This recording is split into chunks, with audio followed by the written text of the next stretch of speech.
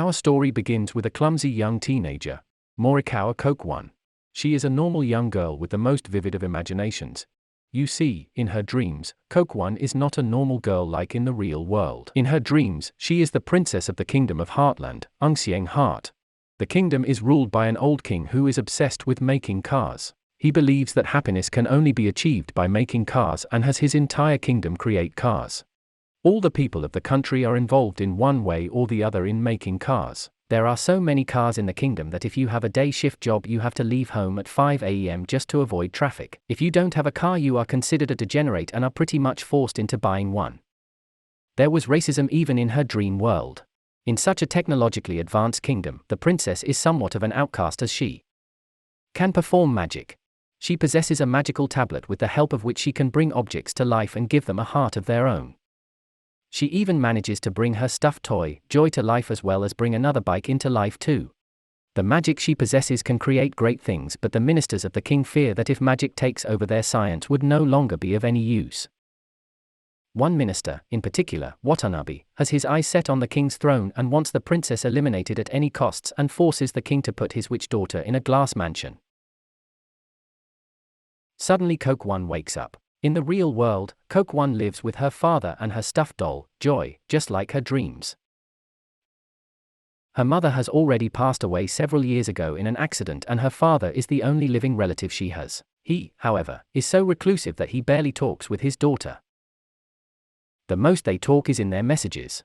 The man is a genius mechanic and programmer but wastes much of his talent by helping out old senior citizens who can barely afford to pay him. It's almost the year 2020 and Japan is ready to host the Olympics this year. The government has assigned Sujima Motors, the biggest motor company in Japan, to create auto-moving vehicles for the athletes to appear in on the first day. This is all over the news and is advertised as the next big step for Japan. Kokona doesn't care, she just shuts the TV and heads for her school after bidding her father goodbye. As Kokwon leaves for school she stumbles upon his childhood friend Morio, who studies in Tokyo and had returned back to the village for his summer vacation. Morio tries to act a bit cool and tries to ignore Kokwon, but she forces him into conversing with her. Back at school, a clumsy Kokwon falls asleep again. She goes back to the world of Heartland where her magic tablet has been confiscated by the king's minister. As the little princess sneaks into the chambers where the tablet is kept, a strange monster called the Colossus attacks the country of Heartlands. To protect the kingdom from such a threat the king had created 3 monstrous machines called the engine heads. As the princess watches from the balcony she realizes that these machines could never take down the Colossus since it was an alive being while the machines were run by really slow humans from inside them. As the engine heads fail miserably and get beaten by the Colossus, the princess notices a pirate heading to fight the Colossus alone.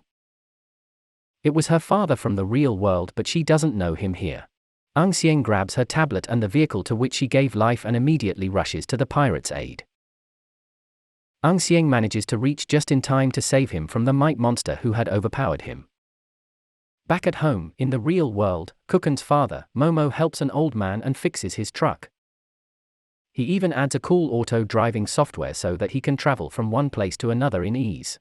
However, Momo only takes charge of the flat tire he had fixed and doesn't take any money for the software. Just then he gets a call from somewhere asking him to hand over his tablet or prepare to face them in court. Momo ignores the threat and heads to his wife's grave, taking Joy with him. He pays his respect, places the toy on her grave, and confesses that he is scared. He asks himself why on earth his father-in-law wanted the custody of Kokwon now after so many years. Just as he was about to leave, the local cops come around and take him into custody. Back in school, Kokwon is informed that her father was taken away by the police. She immediately rushes to the local police station but her father is not there. She remembers that he had told her she would visit her mother's grave that day, so she goes there next. There she finds Joy lying around and when she picks it up she realizes that the toy had, inside of it, her father's tablet. She takes the toy back home and wonders what could have happened to her father when suddenly the doorbell rings. She peeks through the door and realizes that the man who was behind it looked somewhat like Watanabe. Just before she could let them in she gets a text from her father.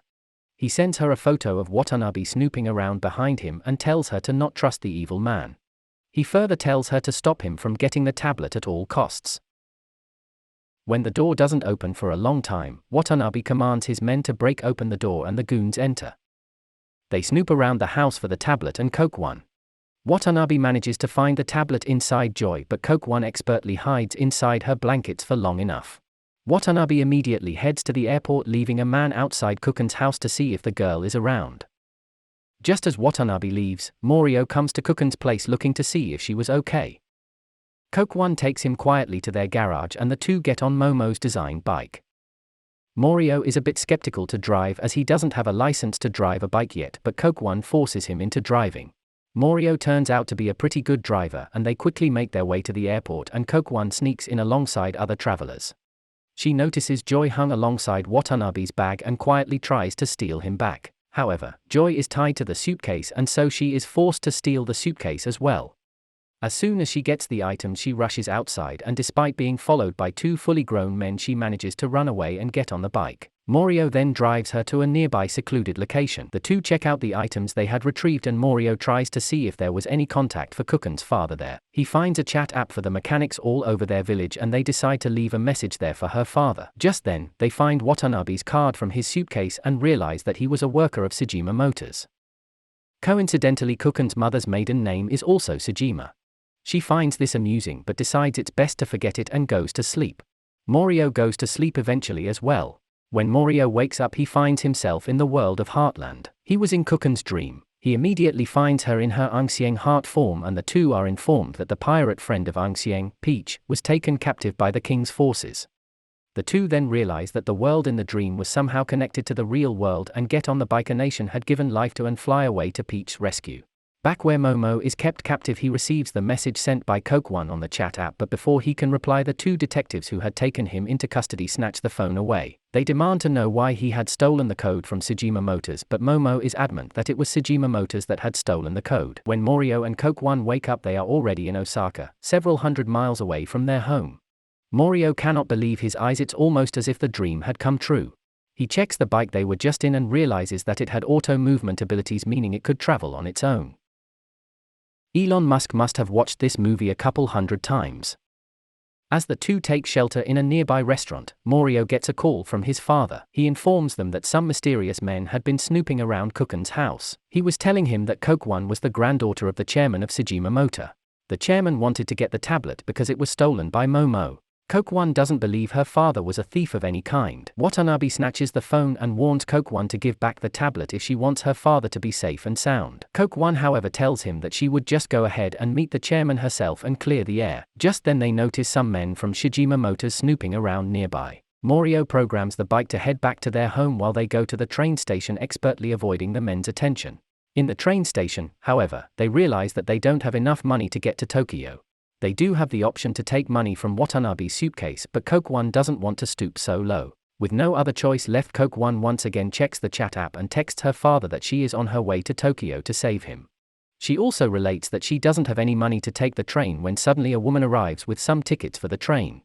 Amazed and happy, the two hand Watanabe's briefcase to her and ask her to give it to the police. Inside the train, Coke One decides to test the chat app again and asks for some lunch, and this time again some lunch is magically brought to them by the stewardess.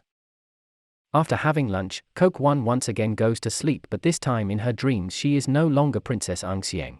She watches as the princess and Peach sneak into the last remaining engine head hoping to give it life, but the soldiers present there shut down the main engine at the final moment. Angxieng climbs onto the top of the engine head to manually start the machine as Peach holds back the soldiers. She manages to start 5 of the 6 engines, but on the final one, she stumbles as the machine moves. She almost falls down but is grabbed by Peach, but as she holds on, her grip starts to loosen. The princess turns out to be Kuken's mother, Ikumi.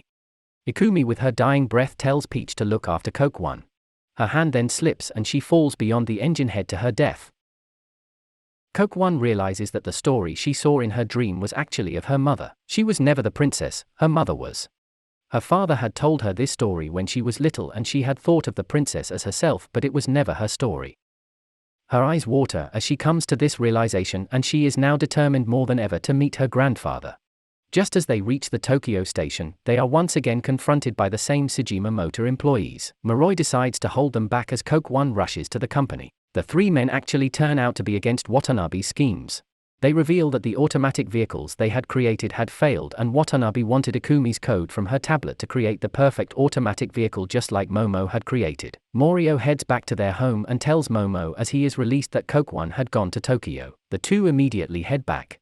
On the other hand, Kokwon heads to Sejima Moto's grand office in hopes to meet with her grandfather, but she is ridiculed at the reception for claiming to be his grandchild and escorted outside.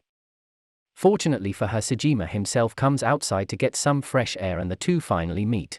Sejima doesn't recognize her and Kokwon doesn't really reveal her identity either, but the two end up in a conversation about Ikumi. Ikumi was a brilliant scientist who wanted to create AI which could run the cars on its own. However, Sejima was too stubborn and only wanted to create old generic cars. This had created a rift between them, and Ikumi had fled with Momo. She had made the man promise her that they would have nothing to do with Sejima Motors ever again, and so he had never heard from her until the day she had died. The guilt was rooted deep within the man, and now this Olympic he had vowed that the company would make AI cars.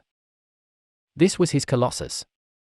Just then, Kuken's dream world and real world intermix, and her grandfather turns into the king. He was determined to defeat the Colossus on his own.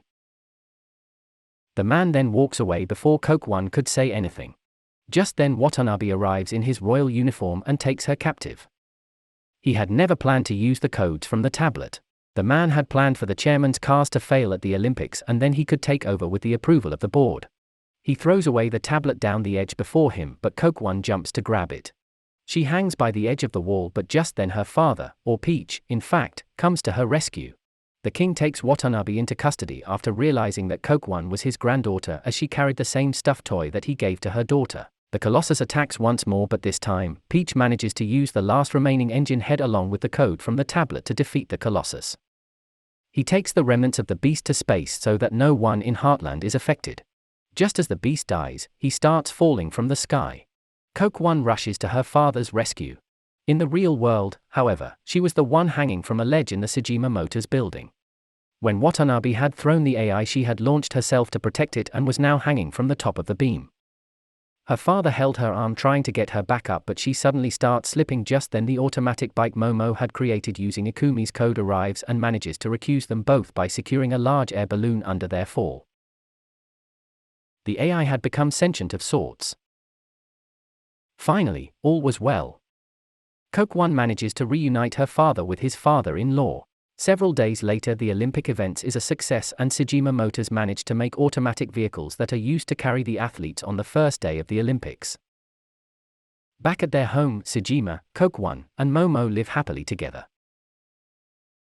Subscribe for more videos like this, turn on the notification, and leave a like to help the channel out. Thanks for watching.